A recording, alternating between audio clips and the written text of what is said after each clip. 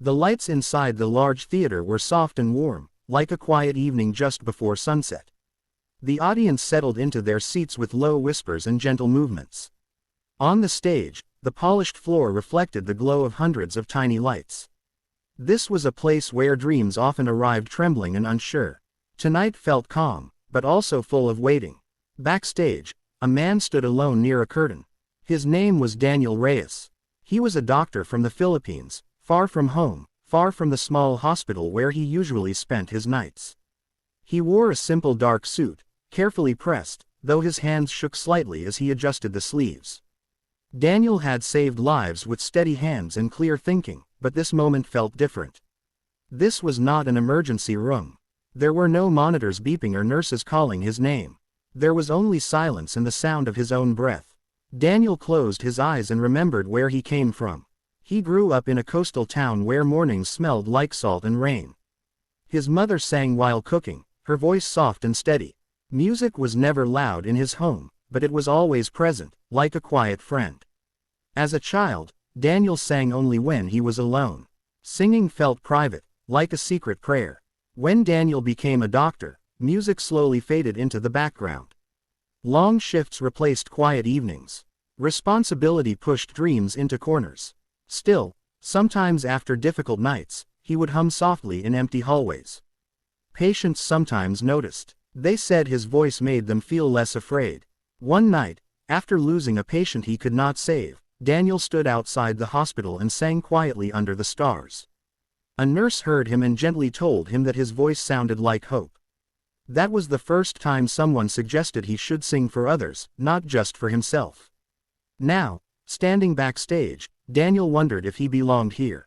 The judges were famous. The audience was large. His life had always been about helping quietly, not standing in the spotlight. But something inside him asked for courage, just this once. A stage assistant gave him a small nod. It was time. Daniel walked onto the stage slowly. The lights felt bright, but not harsh. He smiled politely, holding the microphone with care. The judges watched him closely. Simon Cowell leaned forward slightly. Howie Mandel tilted his head with curiosity. Heidi Klum smiled warmly. Sofia Vergara's eyes were kind and open. Simon spoke first, his voice calm. He asked Daniel where he was from and what he did for a living. Daniel answered simply. He said he was a doctor. The audience murmured with surprise. Doctors were not uncommon, but something about Daniel's gentle manner caught their attention. Simon asked why he came to this stage. Daniel paused before answering. He said that medicine taught him how fragile life could be. Singing, he said, reminded him why life was worth holding onto. His voice did not shake as much now. The room felt quieter, more focused. Simon nodded slowly. He asked Daniel what he would sing. Daniel answered with the title of a simple, emotional song about comfort and longing. He took a breath and closed his eyes. The first note came out soft, almost like a whisper. It floated into the theater gently, as if testing the air. The sound was clear and warm, not forced. It felt honest. The audience leaned forward without realizing it.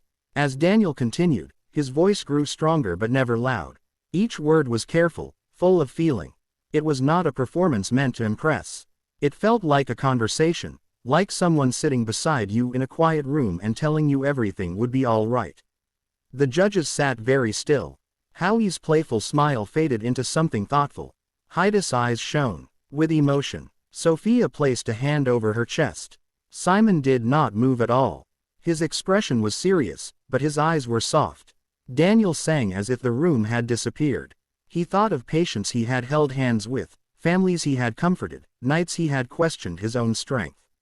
The song carried all of it, pain and hope together. His voice did not break. It held steady, like a light in the dark. Halfway through the song, the audience was silent. No coughing, no movement. Just listening. Some people closed their eyes. Others wiped away quiet tears. It felt like time had slowed down. Near the end, Daniel opened his eyes. He looked at the judges, then at the crowd. His final note lingered gently before fading into silence. He lowered the microphone and stood still. For a moment, no one spoke. The silence was deep and full. Then the audience rose to their feet in one smooth motion. The applause was loud but respectful, like a wave of gratitude. Daniel bowed his head slightly, overwhelmed. His hands shook again, but this time it was different. This time, it felt like release. The judges stood as well. Simon waited until the applause softened. He took a breath before speaking. He said that in all the years he had sat at that table, he had seen many talented singers. But what Daniel brought was something rare. He called it truth. How he spoke next. He said Daniel's voice felt like medicine. He said it healed without trying. Heidi said that Daniel reminded everyone that beauty did not always come from perfection, but from honesty. Sophia smiled through tears and said that his voice felt like home, even if you did not know where home was. Daniel listened quietly, his heart full. He did not know what to say. He simply thanked them. Simon looked at Daniel carefully. He asked if Daniel planned to leave medicine if his journey on the show continued. Daniel answered softly. He said he did not think life asked people to choose only one way to serve. He believed there were many ways to help others. Singing was one of them. Simon nodded. There was a long pause. Then, one by one, the judges gave their votes. Each was a yes. The audience cheered again, louder this time.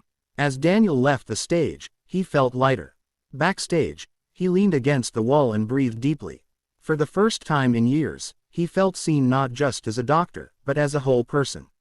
Later that night, Daniel called his mother. The connection was clear despite the distance. He told her what happened. She listened quietly, then laughed softly. She said she always knew his voice would travel far. In the days that followed, messages came from people around the world. Nurses, patients, strangers. They said his song helped them through difficult moments. Daniel returned to the hospital, back to his routine. But something had changed. During breaks, he sang more openly. Patients smiled. Staff paused to listen. Music became part of healing again. Daniel did not know how far he would go on the show. But he understood something important now. Dreams did not disappear when life became serious. They waited patiently. On a quiet evening, after a long shift, Daniel stood outside under familiar stars. He sang softly, not for cameras or judges, but for himself. The world felt wide and kind, and for the first time in a long while, perfectly in tune.